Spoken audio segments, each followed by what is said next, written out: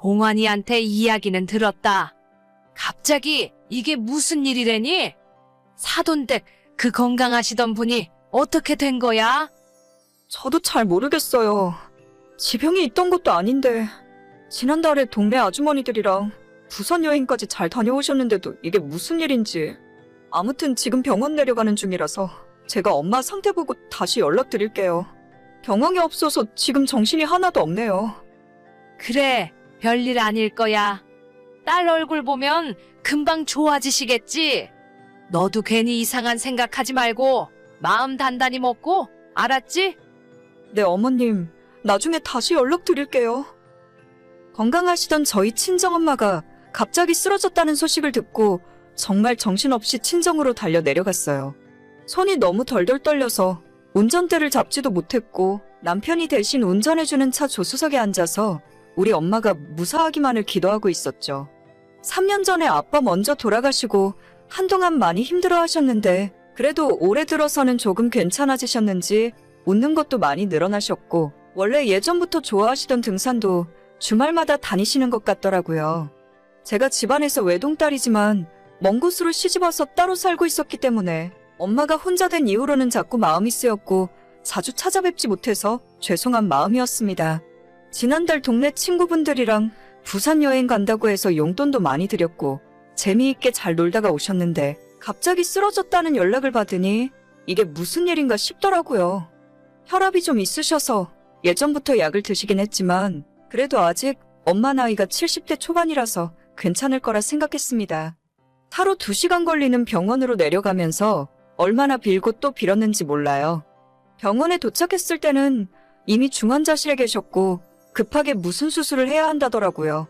정신없이 동의서에 사인하고 수술을 했지만 중환자실에서 이틀 후에 돌아가셨어요. 아이고, 그 건강하시던 분이 병원에서는 뭐라고 하니? 급성 심근경색이었대요. 원래 혈압이 있긴 했는데 저는 정말 수술하면 괜찮아지실 줄 알았어요. 그래, 일단 너는 네 정신이나 단단히 챙기고 있어라. 너희 친척들한테도 전화해서 말씀드리고 내가 이딴 네 시아버지 집에 오는 대로 준비해서 내려가마. 네, 어머님. 그나저나 밥은 먹었고? 앞으로 네가 제일 고생해야 하는데 밥 먹고 정신 똑바로 차리고 있어. 네, 알겠어요. 뭐 잘 모르는 거 있으면 동환이한테 물어보고. 걔가 예전에 작은 아버지네 장례 치를 때도 다 경험해봤기 때문에 일이 어떻게 돌아가는지 잘 알고 있을 거다. 너는 정신 없을 테니까 동환이한테 다 맡기고 좀 쉬고 있어. 네, 안 그래도 남편이 다 알아서 해주고 있어요. 그래, 그럼 이따 내려갈 테니까 그때까지 정신 좀 차리고 있어라. 아빠에 이어서 갑자기 엄마까지 돌아가시고 진짜 하늘이 무너지는 기분이 어떤 건지 잘 알게 되더라고요. 아빠 장례식 때는 울다가 지쳐서 실신할 정도였는데 막상 엄마가 돌아가시고 나니 눈물도 잘 안 나오고 정말 제정신을 차리고 있을 수 없었습니다. 너무나도 슬프긴 한데 한번 울기 시작하면 완전 무너져 버릴 것만 같아서 조문 오시는 손님들한테 말도 한마디 더 하고 친구들한테 밝은 모습도 보이면서 잘 버티고 있었죠. 물론 마지막 발인할 때는 정말 기절하기 직전까지 울었지만 그래도 제가 끝까지 정신 똑바로 차리고 있던 덕분에 엄마의 장례식까지 잘 마무리할 수 있었습니다. 나중에 주변에서 독하다 아니면 대단하다는 말이 들리기도 했지만 그런 건 신경 쓰지 않았어요. 아빠 돌아가셨을 때는 엄마가 있었지만 엄마 돌아가셨을 때는 저까지 쓰러져 버리면 안 될 것 같아서 끝까지 참았던 거니까요. 집에 돌아와서 회사에서 줬던 휴가도 다 쓰고 바로 정상적으로 출근하며 지내고 있었습니다. 속으로는 너무 슬프고 순간순간 미칠 것 같았지만 애써 참으며 태어난 척하고 있었죠.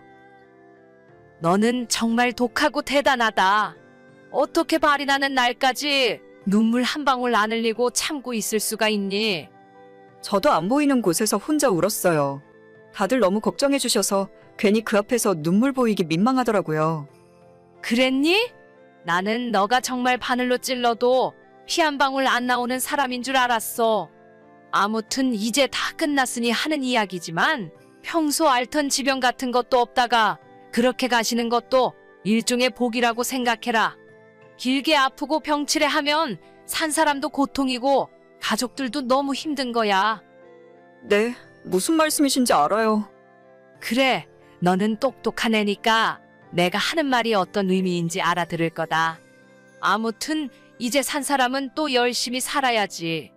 너희 어머니 혼자 사시던 집이나 주변 정리는 다 끝난 거야? 아직 그대로 있어요. 도저히 건드릴 수가 없어서 그냥 두고 있는데 시간을 두고 천천히 정리하려고요. 뭐 지금 당장은 쉽지는 않겠지. 그런데 뭐 하나만 물어보자. 내 말에 오해는 하지 말고 사돈댁 혼자 사시던 집이 전세니? 아니면 자가였니? 10년째 자가로 살고 계셨죠. 그래? 그 동네 집값이 꽤 비싸던데 대출은 남아있고. 아직 그런 것까지는 자세히 모르겠어요. 이제 곧 내려가서 한번 확인해 보려고요. 그런데 갑자기 그건 왜 물어보시는 거죠? 아니야, 그냥 내가 궁금해서 그러지. 아직 정신 없을 텐데 너한테 이런 거 물어봐서 미안하다. 아무튼 호상이라고 생각해. 시모는 뜬금없이 연락해서 이상한 소리를 제게 하더라고요. 아직 엄마가 돌아가신 충격에서 벗어나지도 못했는데 호상이라느니 살던 집이 어쩌고 저쩌고 대체 저런 소리를 왜 하는 건가 싶었어요. 제가 올해로 결혼 6년 차인데 지금까지 시모와 그리 살갑게 지내진 않았습니다. 평소에 연락도 거의 하지 않았고 어머님도 저한테 할 말이 있으면 남편 통해서 하시던 분이었죠. 그런데 이번에 친정엄마 돌아가셨을 때 남편은 물론 시댁 사람들이 일찍 찾아와서 빈소를 지켜주니 정말 고맙더라고요. 평소엔 무뚝뚝하던 시아버님도 제게 많이 위로를 해주셨고 시어머님도 장례식장에 오는 손님들을 저와 함께 맞이해주고 뒷정리까지 맡아서 해주셨죠. 정말 너무 고마웠고 이게 가족들의 정인가 싶어서 살짝 감동했는데 나중에 이런 연락을 하시니까 조금 어이없고 황당했어요. 그래도 크게 신경 안 쓰고 있었는데 불과 며칠 전에 또다시 연락이 오면서 시모의 시커먼 속내가 모두 드러나고 말았습니다. 지난주에 친정 내려갔다 왔다고 하더니 이제 너희 어머니 유산 정리는 다 끝난 거야? 뭐 어느 정도는 다 끝난 것 같아요.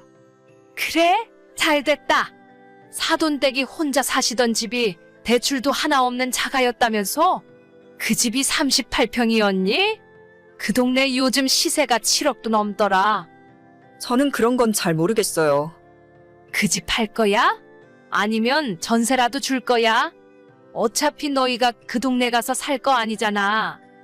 생각은 아직 안 해봤는데 일단 집에 짐들이 남아있어서 그거 정리되면 생각하려고요. 팔지 마. 내가 알아봤는데 더 오르면 올랐지 떨어질 동네가 아니더라. 그냥 전세 줘. 전세 주고 그 전세금으로 너희들도 이번 기회에 전세 끝내고 집장만 하고. 네, 생각해볼게요. 그리고 혹시나 돈 남으면 나한테 1억만 빌려줄 수 있어? 우리가 이번에 상가를 하나 살까 하는데 현금이 좀 부족해서 말이야. 너한테 이자까지 톡톡히 쳐서 갚을게. 돈이요? 어머님, 듣자 하니 진짜 너무 하시는 것 같아요. 지금까지는 가만히 참고 있었는데 저희 엄마 집은 제가 알아서 할게요. 전세를 놓던 팔아먹던 들어가서 살던 제가 알아서 할 테니까 신경 쓰지 마세요. 호상이니 뭐니 그런 소리 듣고 싶지도 않고 제가 어머님한테 돈 빌려드릴 일 없으니까 이런 문제로 연락하지 않았으면 좋겠어요. 아니, 내가 호상을 호상이라 하지 뭐라고 하니? 악담을 한 것도 아니고 좋게 이야기한 건데. 그리고 내가 너한테 공짜로 돈을 달라고 했냐? 빌려주면 갚는다는데 뭐가 문제야? 너는 형제도 없이 그 많은 유산 받아서 너 혼자 다 쓸 거야? 장례식 때 내가 니를 얼마나 도와줬는데. 결국엔 이 소리 하시려고 그러셨나요? 어쩐지 지금까지 저한테 관심도 없던 어머님이 너무 잘해주신다 싶었어요. 그때 와서 3일 동안 일하셨던 거 일당 쳐서 보내드릴 테니까 계좌번호 남겨주세요. 그러면 계산 끝이니까 앞으로 저한테 돈 이야기 할 생각 하지도 마셨으면 좋겠네요. 너 진짜 가족끼리 1억이냐? 가족은 무슨 놈의 가족입니까? 진짜 저런 사람들한테 순간적으로나마 좋은 마음이 들었던 제가 바보 같네요. 힘들 때 도와주길래 방심했는데 역시는 역시였습니다. 나중에 남편에게 시모와 나눴던 이야기를 보여주면서 당신 엄마가 돈 달라고 하는데 어떻게 생각하냐고 했더니 절대 줄 생각하지도 말라네요. 남편은 사남매 중에 막내 아들인데 옛날부터 시댁과 살짝 거리를 두고 있었어요. 저희 친정부모님에게 받은 유산을 어떻게 하던지 자기는 신경 전혀 안 쓸 테니까 천천히 저보고 알아서 하라네요. 지금은 그 집에 남아있는 엄마의 물건들을 처분하기가 힘들어서 당분간 그대로 둘 생각이에요. 조금 괜찮아지면 짐을 다 빼고 새를 놓을 겁니다. 시모 말대로 저희가 결혼하고 지금까지 집 없이 전세로 살고 있기 때문에 그 돈을 저희 집 사는데 보탤지 어떻게 해야 할지 남편이랑 차차 상의하려고요. 이제 진짜 우리 가족이라고 할 사람은 남편과 우리 딸 하나가 전부인 것 같아요. 이번에 친정엄마 장례식 도와주는 걸 보면서 아무리 사이 안 좋던 시부모라도 역시 가족은 가족이구나 싶었었는데 그 마음이 완전 틀렸습니다. 다른 사람들 전혀 신경 안 쓰고 우리 세 식구만 생각할 거예요. 하다하다 시부모가 사돈 집 유산까지 노릴 줄은 꿈에도 몰랐네요. 오늘의 사연은 여기까지입니다. 구독과 좋아요, 알림 설정은 많은 힘이 됩니다. 다들 행복하시고 좋은 하루 되세요.